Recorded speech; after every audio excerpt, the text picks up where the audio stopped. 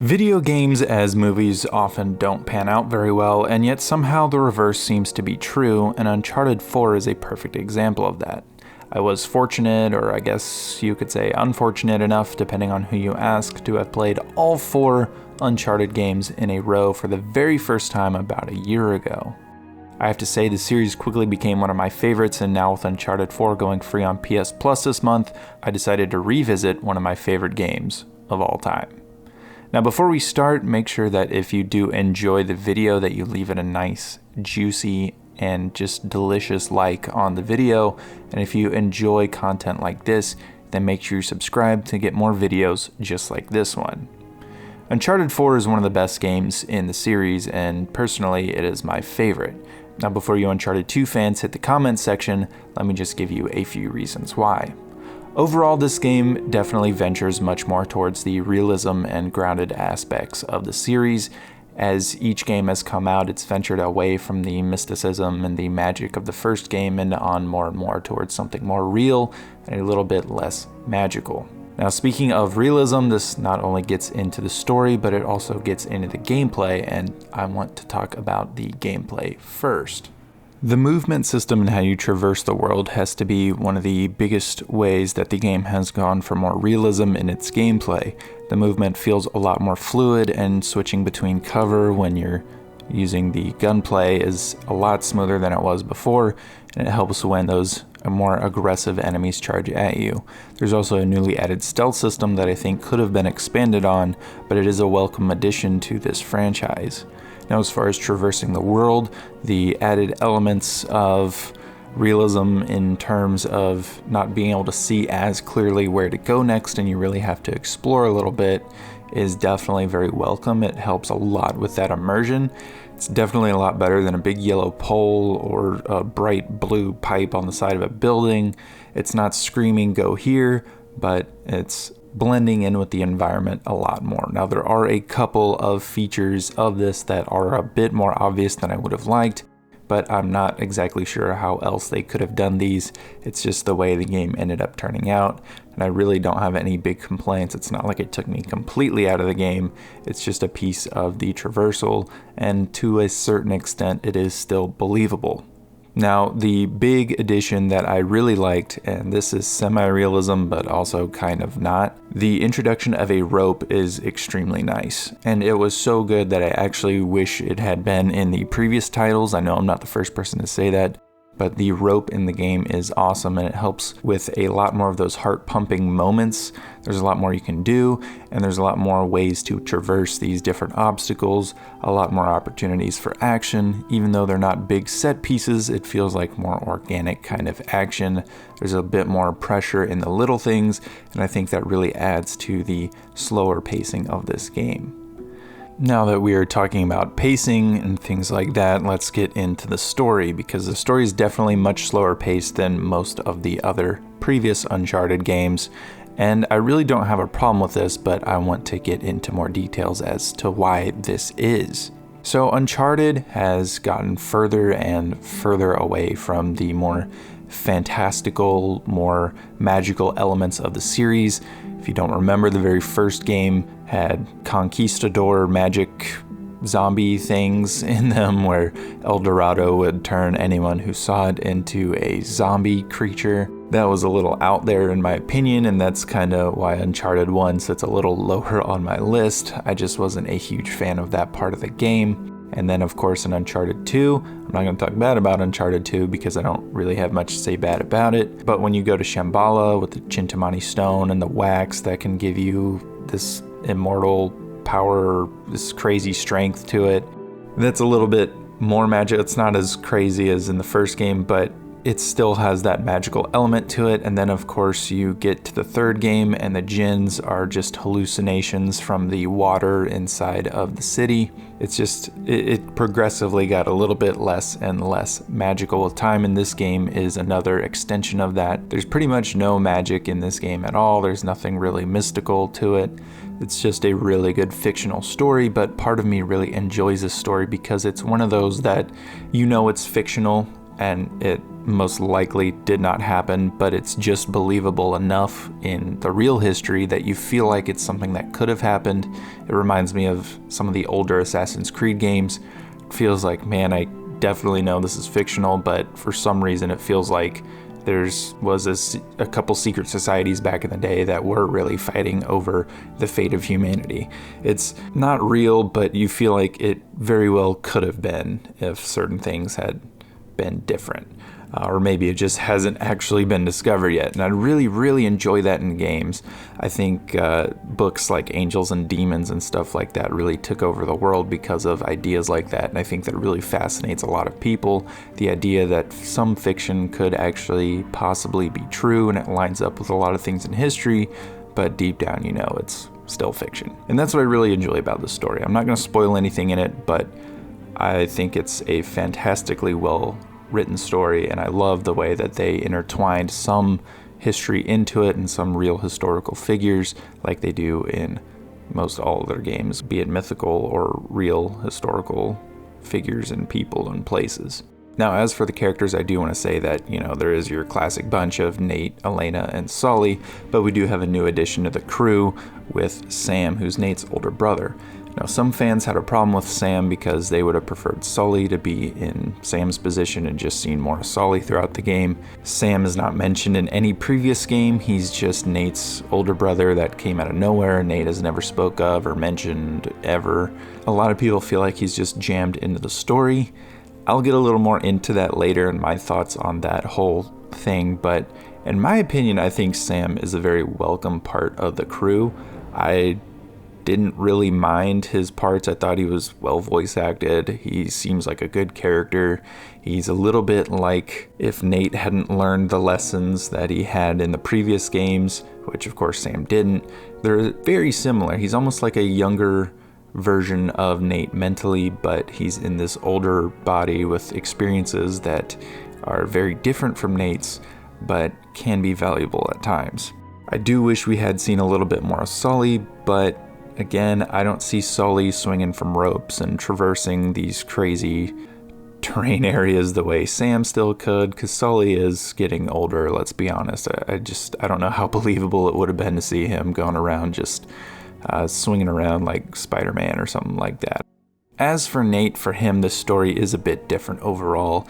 In this particular game, he's not in it for the adventure and discovering this new place like he is in the previous games. He's not, I don't want to say glory chasing, because he wasn't always necessarily glory chasing, but he has bigger stakes at hand. He tried to live a normal life, and of course he gets the itch to go back on adventure again, because the normal life just isn't for a guy like that. And, you know, this game wouldn't exist if he didn't go on another adventure. So I don't think that's really a spoiler, but he has a bit more at stake in this game, and it has to do with his family and just his life overall, and a lot of the things that he's learned along the way and how much they matter, as opposed to discovering another lost treasure or another lost city.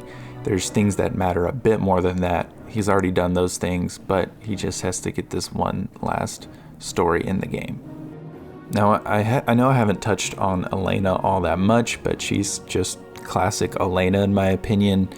You can definitely tell there's a bit of more maturity between her and Nate as far as their relationship, and how she's just kind of, she's tired of Nate being put in danger, obviously, because you don't want the person you love to be constantly in danger all the time, but she's always going to be there for him.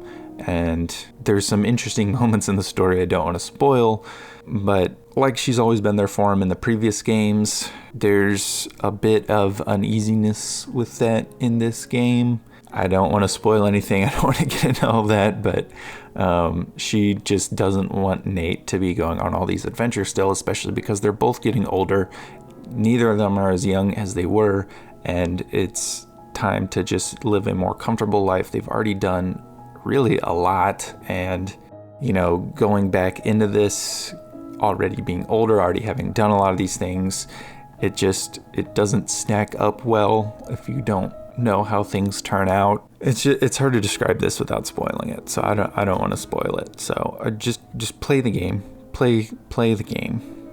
Now let's jump into the villains. So there's Rafe and there's Nadine. Now let's start with Rafe. Rafe is the classic handsome douchebag with a bunch of money who is jealous of the hero because of all the glory the hero has acquired. And honestly, Rafe is an excellent foil character for Nate. If you don't know what a foil character is, it's someone who highlights the attributes of another character by having pretty much the opposite traits as them. So Rafe is the glory-chasing rich douchebag, where Nate is not glory-chasing, he's not rich, and I guess you can make the argument he's still kind of a douchebag at times, but not really. They're like the opposite, but they both have the same goals in mind, sort of being able to find a lost city. Rafe is pretty much jealous of Nate for all the glory Nate has, and he will stop at nothing to get his own piece of glory. Now, as you explore the story a bit more, you'll get a bit more understanding as to what and why this is. Like I said, I want to try to avoid spoilers because I know some new players who haven't played this game before will be watching this video, so I don't really want to spoil that for you. But there are reasons for Rafe being the way that he is, just like there are reasons for Nate being the way that he is, and I think as you explore the story, you'll be able to find those reasons quite easily. Now, Nadine is kind of like Rafe's big lieutenant. She is a badass, and she kicks Nate and Sam's ass a few times. There are a few times where you feel like she's bad guy about to turn good type of situation. I mean, it's a little cliche, but I don't totally mind it. I don't hate it. I think overall she's a great secondary villain, and I think she's excellent in the role that she's in. She's well voice acted, and just overall I think she's a really good secondary villain. Now, as for the story overall, it is different. Like I said earlier, it's not the same Uncharted game that you've played before. It's definitely a very different kind of game. The reason for that is the pacing is much slower in this game, especially in the first few chapters. There's a lot less big set pieces, and while they do happen mid to late in the game, very early on it is slow. Now, I do think this is a big factor in having a new character like Sam added to the game. The way they crafted this story was actually done really well in my opinion, because the way they set everything up in the beginning, the way they take the time to tell that story, even though it's slower paced and that does harm the gameplay, it helps set up the payoffs in the story for later in the game. And I really think that's just fantastic storytelling. The best stories take time to tell, and this game is not afraid of saying, hey, this story is really good, so just take your time, let's go through this so you'll understand later on why these things matter. And it's just an excellent way to tell a story. It's something I appreciate in video games, it's something I appreciate in movies. Anytime things are rushed, like Game of Thrones Season 8, things get bad and people don't enjoy it because the time is not taken to tell a good quality story, when people will gladly immerse themselves in a fantastic story. And that's what people have done with this game. That's what people did with the first 7 seasons of Game of Thrones. It's just a fantastic thing to do, and people really appreciate it overall. Even if the gameplay does suffer a little bit, it is worth it in the end because the story is told so well that you don't even care because you're not even thinking about that. Now, speaking of the set pieces, and I wanted to tie that in with like the graphics of the game, this is going to be like the last little bit here. I know I mentioned they only really happen later in the game. I'll try to show some without any spoilers attached to them. But the set pieces are definitely emphasized by the new mechanics and the new graphics in this game. First of all, the graphics in this game are stunning. I just love looking at it. I took a ton of pictures in the photo mode. It's just a beautiful game. Everywhere you look is just a new image or vista or something. Graphically in 2020, it holds up very, very well. And this of course helps with those epic set pieces that are helped by a lot of those new mechanics like the rope, and of course the graphics. They look way more epic because the graphics are so good. It's just an awesome game and an awesome experience. And even though those set pieces are fewer and much further between than in previous games, it doesn't matter as much because I feel like they mean more, and because each one is so epic and there's so few of them, the value of each one and the way it helps the story is worth so much more. and I honestly I can't even complain about it. I enjoy the game so much. It's one of my favorite games of all time and one of my favorite stories ever told. It's definitely my favorite Uncharted game. Like I said, don't hate me, Uncharted 2 fans. I do still love that game as well, but Uncharted 4 takes the cake for me because of the story, because of the new characters that were added being so good, and of course still having the respect and maturity with the older characters who feel like they've grown up with the fans of the game and have that maturity just like we have gained throughout our lives as we've gotten older as well. It's just a wonderfully crafted game and story, and I cannot recommend picking it up on PS Plus enough. It is fantastic. For free, it's a steal. It's 100% a steal. Every second of it is going to be worth your time. Anyway, thank you guys so much for watching. If you can't tell, I do really love this game, and I hope you guys get it and play it and enjoy it as well, especially as we're going through this tough time in the world. I hope you guys stay safe out there, and I will see you in the next video.